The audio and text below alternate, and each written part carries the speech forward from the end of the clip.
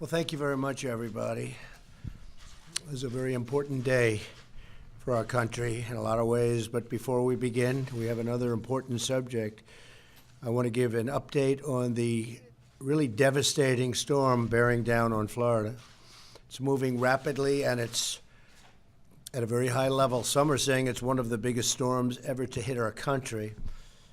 It built very rapidly, very quickly. And I've just concluded a briefing with Secretary of Homeland Security and the administrator of FEMA. And we are watching Hurricane Michael. It's just hitting shore now. Winds are going up to close to 200 miles an hour. You don't hear about that. Category 4, you don't hear about that. This is the most powerful recorded storm to strike the Florida Panhandle ever.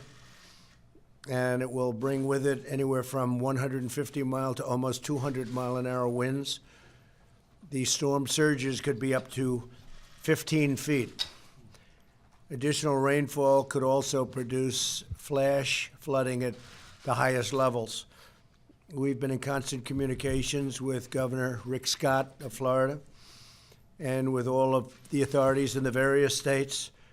We're very well prepared for it, massive amounts of food, and we have first responders all over. The electrical companies are staged and ready to go in immediately after the storm leaves. Thousands of people, hundreds of trucks, actually over 1,000 trucks. So we have large amounts of food and water and everything else that you need, and that will go immediately be rushed in as the storm leaves. Federal resources are on the ground at every level, and so we are absolutely ready. It's a top priority, and the single top priority is the saving of life. We have moved a lot of people off the area and out of the path of the storm, but people remain. Some people just don't want to go, and we have no choice but to let them stay. This is going to be a big one. The winds are going to be so tremendous. This will be a lot of water, but this will be tremendous wind, and a lot of those houses aren't built for winds like that. We haven't seen winds like that. Florida and Georgia will bear the brunt of the storm.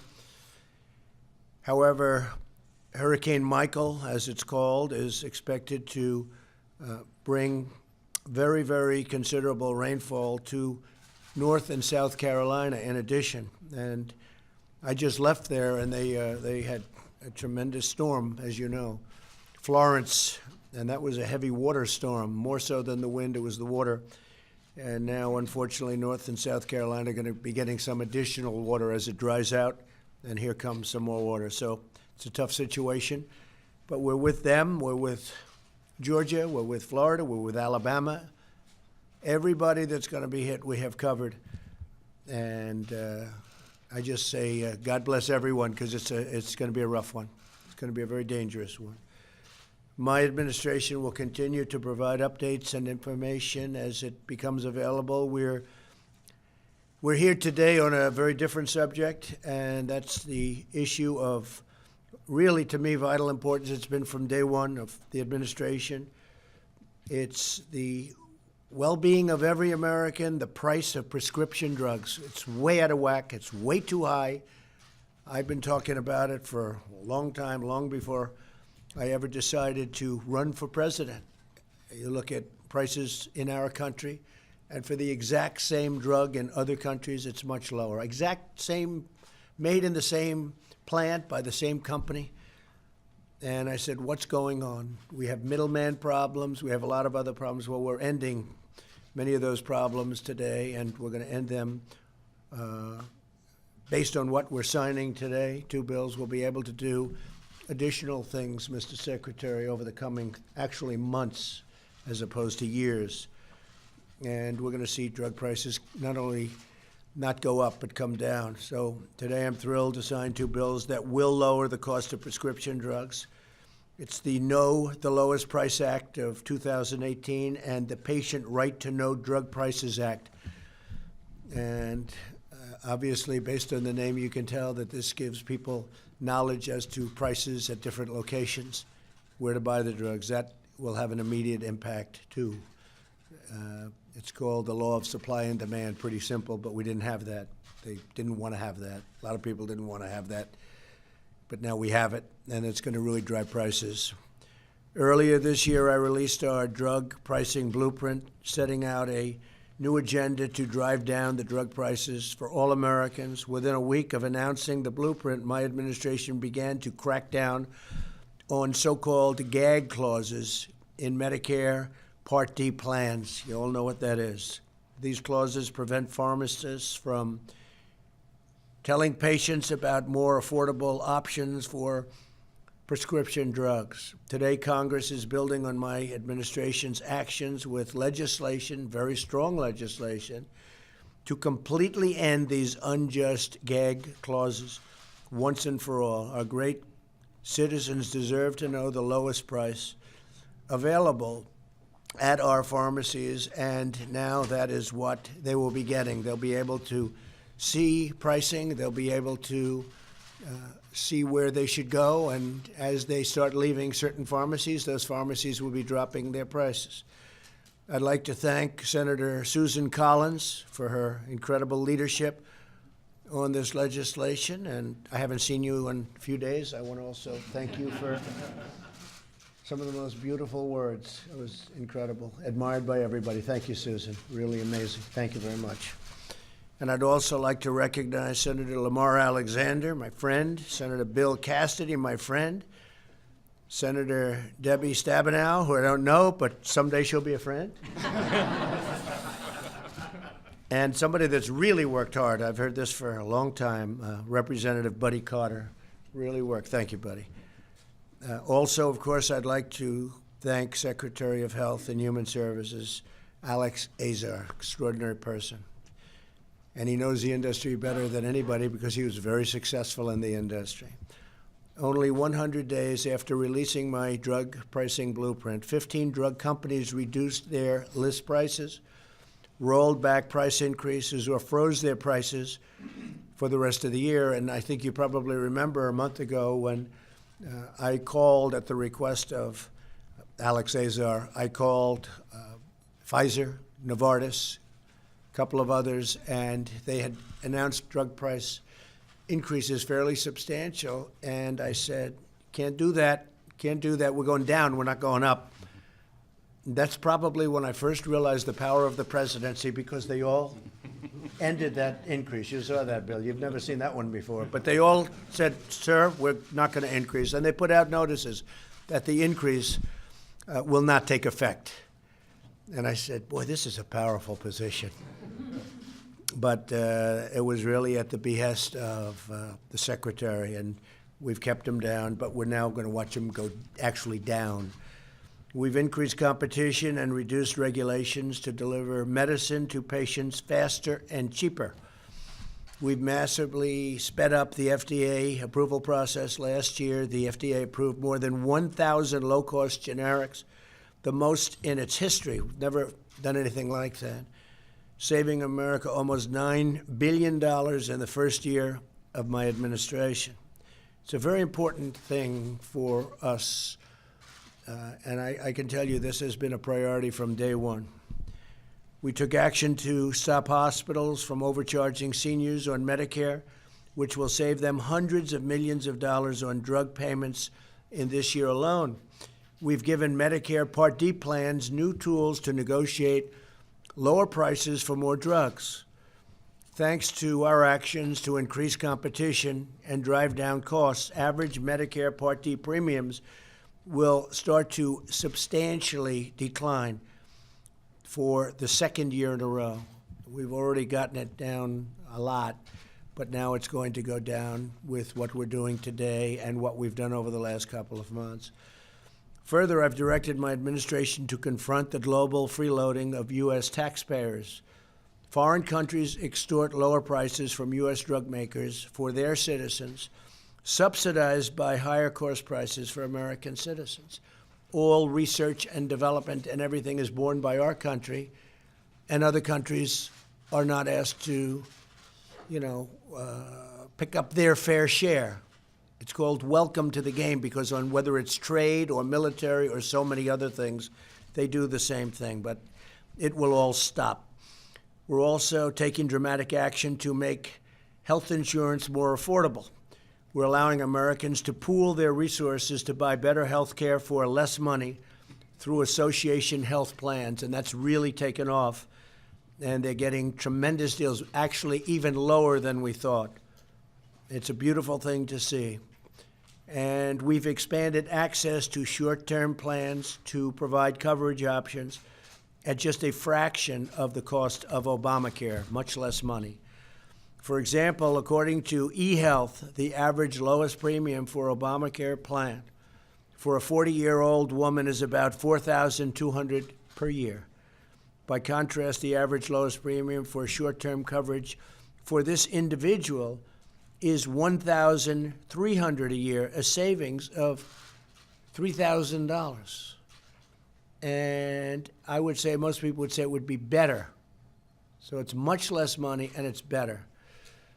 And people are signing up very rapidly, as we see. We've also ended the unfair individual mandate penalty, which punished Americans because they didn't want to pay a fortune for the Obamacare disaster. It was one of the worst things. People are paying a lot of money for the privilege of not paying a lot of money for bad health care, and we've ended it. It was the most unpopular thing within Obamacare. And thanks to our actions today, all of us, every one of us here, for the first time since Obamacare went into effect, average premiums on the exchanges are coming down through good management and lots of other things. We're keeping the premiums down. We're strongly protecting Americans with pre-existing conditions. That's a very important thing to Republicans. Pre-existing conditions, we are protecting Americans with pre-existing conditions. In less than 2 years, we have taken unprecedented action to make health care more affordable and to give patients more choice and more control. The American people deserve a health care system that works for them, not one that takes advantage of them, and that's what's been happening, but we're changing that rapidly. Along with a very Republican Congress, I am delivering on my promise to lower drug prices, and I really do believe Democrats want to do that too, very much. I've spoken to many of them, and they want to see that happen too. Debbie, I can tell you, they want to see it happen, okay? I can't put you in a position where you want them to go down too. We all do. If there's anything bipartisan, it's lowering drug prices. Lower premiums, we're making health care really affordable and making it great. And it's affecting all Americans. So tremendous progress has been made. But where we're making very obvious progress, and you can see it, is we are reducing prescription drugs and the cost of prescription drugs. So I want to thank all of the folks behind me and aside me. We have the great Larry Kudlow, whose voice is so beautiful. For so many years I've listened, and now he's working with us. And every time I hear those beautiful words, and they have been beautiful. The economy, Larry, how's it doing? Huh? Good. Good. Good. It is doing well. Thank you. I'm going to sign this now. Thank you. I'd like to ask the Secretary just to say a few words on the actual pricing itself. Okay, thank you. Well, thank you very much, Mr. President. And I just want to echo the President's gratitude to the members of Congress and the Senate for passing these two very important pieces of legislation that end pharmacy gag practices. You know, what that's about is preventing a patient from knowing they could pay less for drugs. And now we're giving patients the right to know. You can ask your pharmacist, could I pay less for this medicine than what my insurance is going to make me pay? And that's an important right. And it shows that with drug pricing, it's one of the areas where we can really work in a bipartisan way because there's significant consensus. We've got to get drug prices down. And thanks to the President's leadership, we've already taken major action since the President rolled out his blueprint, brought competition and negotiation for the first time ever to an important part of the Medicare program. We're creating a pathway for importation of drugs to relieve exorbitant price increases of generic drugs and other branded sole source drugs here in the United States that are off patent. And he's also brought increased competition through generic approvals and historic levels, and ended gaming by branded companies to prevent the entrance of new generic drugs, and more on that coming soon. And this is just the tip of the iceberg. In the weeks and months ahead, we have got so much more coming in terms of regulatory action to bring down the price of drugs in this country, and the President is adamant about that. We're going to deliver on that, and it's all coming to a theater near you. And thank you very much, Mr. President, for your leadership here. Very much. Thank you.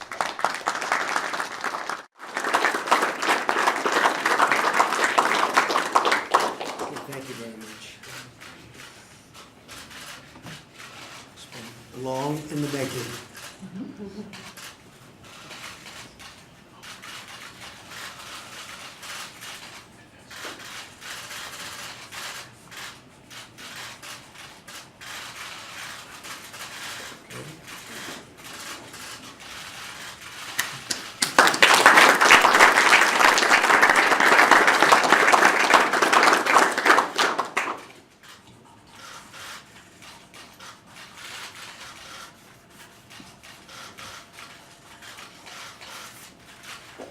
Okay, that's a big. Mr.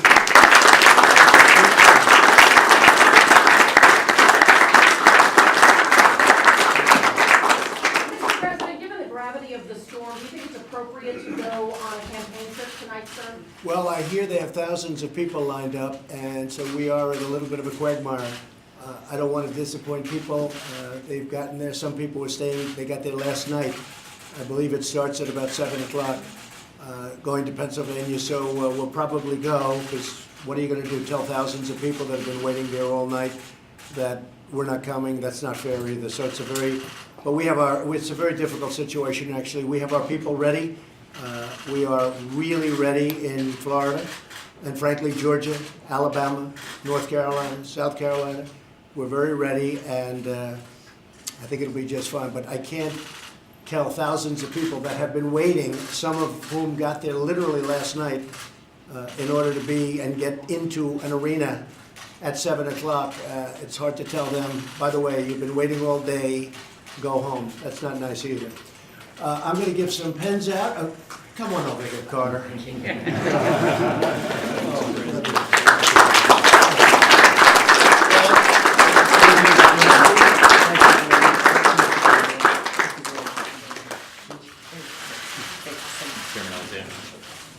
Lamar, thank you very much.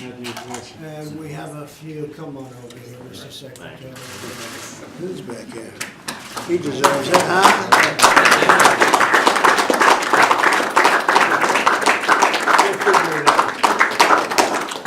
Everybody all set over here? Okay, well, thank you all very much, appreciate it, thank you.